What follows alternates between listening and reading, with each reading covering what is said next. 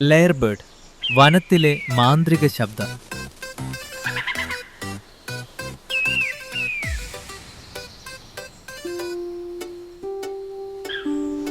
ഓസ്ട്രേലിയയിലെ വിക്ടോറിയൻ വനനിരകളിൽ തണുപ്പും ഈർപ്പവുമുള്ള ഒരു പുലർക്കാലത്താണ് നമ്മുടെ കഥാനായകനായ ലയർബേർഡിന്റെ ജനനം. ഉയരമുള്ള യൂക്കാലിപ്റ്റസ് മരങ്ങൾക്കിടയിൽ നിലത്തുനിന്ന് അല്പമുയരത്തിൽ നിർമ്മിച്ച ഗോളാകൃതിയിലുള്ള ഒരു കൂട്ടിലായിരുന്നു അവന്റെ ലോകം.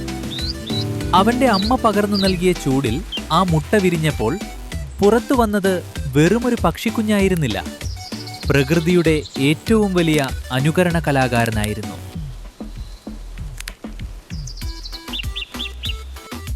കുട്ടിക്കാലവും ആദ്യ പാഠങ്ങളും. ആദ്യത്തെ കുറച്ച് മാസങ്ങൾ ലയർബേർഡ് തന്റെ അമ്മയുടെ സംരക്ഷണയിലായിരുന്നു. ലയർബേർഡുകൾ സാധാരണയായി ഒറ്റയ്ക്കാണ് കുട്ടികളെ വളർത്തുന്നത്. അമ്മ പക്ഷി അവന് വേണ്ട ഭക്ഷണവും സുരക്ഷയും നൽകി. വനത്തിലെ ചീഞ്ഞഴുകിയ ഇലകൾക്കിടയിൽ നിന്ന് പുഴുക്കളെയും പ്രാണികളെയും കണ്ടെത്താൻ അവൻ പഠിച്ചു. എന്നാൽ മറ്റു പക്ഷികളിൽ നിന്ന് വ്യത്യസ്തമായി ലയർബേർഡ് തന്റെ കണ്ണുകളേക്കാൾ കൂടുതൽ ചെവികളാണ് ഉപയോഗിച്ചിരുന്നത്. വനത്തിലെ ഓരോ ചലനവും അവൻ ശ്രദ്ധിച്ചു. കാറ്റ് ഇലകൾക്കിടയിലൂടെ കടന്നുപോകുന്ന ശബ്ദം, അരുവിയുടെ നേർത്ത സംഗീതം, മറ്റു പക്ഷികളുടെ കലപില ശബ്ദങ്ങൾ എല്ലാം അവന്റെ കുഞ്ഞു തലച്ചോറിൽ പതിഞ്ഞുകൊണ്ടിരുന്നു. ലയർബേർഡിന്റെ ശബ്ദനാളം ലോകത്തിലെ തന്നെ ഏറ്റവും സങ്കീർണമായ ഒന്നാണ്. പ്രായപൂർത്തിയാകുന്നതോടെ അവൻ ഈ വനത്തിലെ ഏറ്റവും വലിയ DJ ആയി മാറുമെന്ന് അന്ന് ആരും അറിഞ്ഞില്ല. കൗമാരവും ശബ്ദങ്ങളുടെ വിസ്മയവും കാലം കടന്നു. ലയർബേർഡ് വളർന്നു. അവന്റെ വാലിന് മനോഹരമായ ആകൃതി വന്നു തുടങ്ങി. പണ്ടത്തെ കാലത്തെ സംഗീതോപകരണമായ ലയർ പോലെ തോന്നിക്കുന്നതിനാലാണ് അവൻ ആ പേര് ലഭിച്ചത്. ഇപ്പോൾ അവൻ വെറുമൊരു പക്ഷി മാത്രമല്ല, ഒരു ശബ്ദ റെക്കോർഡർ കൂടിയാണ്.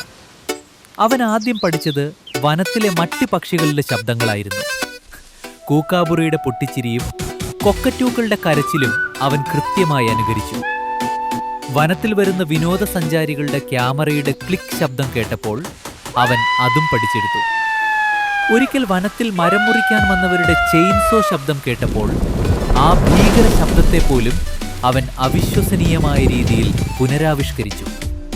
താൻ കേൾക്കുന്ന എന്തിനേയും തന്റേതാക്കി മാറ്റാനുള്ള ഈ കഴിവ് ലയർബേർഡിനെ വനത്തിലെ അത്ഭുതമാക്കി മാറ്റി.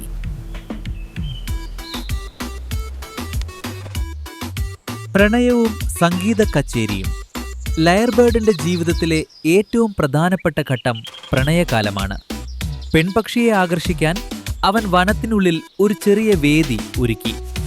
ഇലകളും മണ്ണും വകഞ്ഞുമാറ്റി അവനുണ്ടാക്കിയ ആ വൃത്താകൃതിയിലുള്ള വേദിയിൽ നിന്നാണ് അവന്റെ ജീവിതത്തിലെ ഏറ്റവും വലിയ പ്രകടനം നടക്കുന്നത്. ഒരു വൈകുന്നേരം അവൻ തന്റെ സംഗീത കച്ചേരി ആരംഭിച്ചു. ആദ്യം അവൻ തന്റെ മനോഹരമായ വാലുകൾ തലയ്ക്ക് മുകളിലേക്ക് വിടർത്തിപ്പിടിച്ചു. അതൊരു വെള്ളച്ചാട്ടം പോലെ അവന്റെ ഉടലിനെ മൂടി. തുടർന്ന് അവൻ പാടിത്തുടങ്ങി. ഒരേ സമയം 10 പക്ഷികളുടെ ശബ്ദം, കൂടെ ക്യാമറയുടെ ശബ്ദം, കാർ അലാറം, മനുഷ്യരുടെ സംസാരം എല്ലാം ചേർന്ന് ഒരു വലിയ സിംഫണി പോലെ. അവന്റെ ആ ശബ്ദഗാംഭീര്യത്തിലും വാലിന്റെ ഭംഗിയിലും ആകൃഷ്ടയായി ഒരു പെൺപക്ഷി അവിടെ എത്തി. അവരൊന്നിച്ച് പുതിയൊരു ജീവിതം ആരംഭിച്ചു.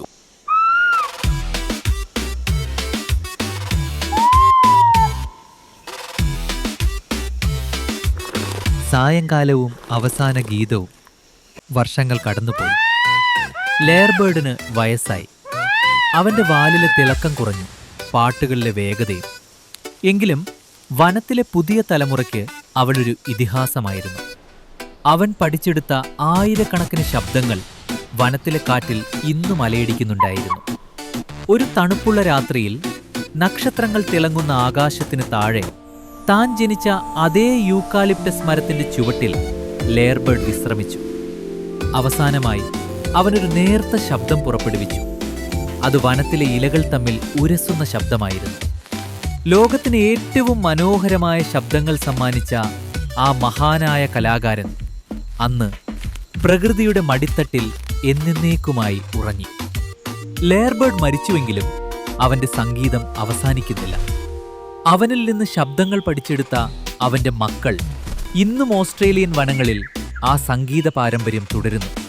പ്രകൃതി നിലനിൽക്കുന്നിടത്തോളം കാലം ലെയർബേർഡ് എന്ന പേര് ലോകത്തിലെ ഏറ്റവും വലിയ അനുകരണ വിദഗ്ധന്റേതായി ഓർമ്മിക്കപ്പെടും.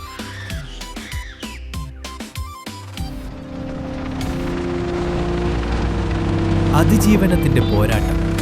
എല്ലാ കഥകളിലും എന്ന പോലെ ലെയർബേർഡിന്റെ ജീവിതത്തിലും വെല്ലുവിളികളുണ്ടായിരുന്നു. വനനശീകരണവും കാട്ടുതീയും അവന്റെ ആവാസ വ്യവസ്ഥയെ തകർക്കാൻ ശ്രമിച്ചു. ഒരിക്കൽ വലിയൊരു കാട്ടുതീ പടർന്നപ്പോൾ തന്റെ കുടുംബത്തെ സുരക്ഷിത സ്ഥാനത്തേക്ക് മാറ്റാൻ അവനേറെ കഷ്ടപ്പെട്ടു. എങ്കിലും പ്രകൃതിയുടെ മാറ്റങ്ങളോട് പൊരുത്തപ്പെടാനുള്ള അവന്റെ കഴിവ് അവനെ സഹായിച്ചു. അവൻ തന്റെ ഗാനങ്ങളിൽ വനത്തിന്റെ സങ്കടവും സന്തോഷവും ഒരുപോലെ കോർത്തിണക്കി.